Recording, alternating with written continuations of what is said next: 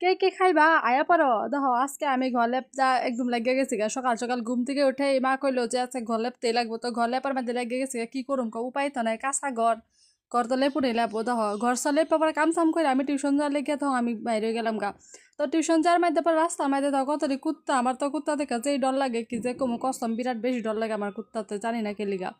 পরে দেখো ওয়েদারটা তোমরা দেখা দিতেছি পরে তো টিউশন টিউশন পড়ায় পরে দীপ্তি এদিক দিয়ে দুনা লাগাই লেতেছে আজকে ঘরে অল্প দেরি করছি মানে হ্যাঁ দিদি আজকে কইতাছে আমরা বাড়ি থাকা কইরা যাইবো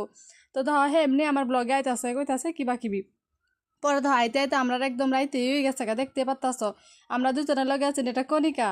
পরে ধর আমরা পকরি খাইতে লেগে গেছি গা পকরি আর পেঁয়াজ লয়ে পড়ছি ধর পরে আইনা বাড়ির মধ্যে খাইয়া লইতাছি পরে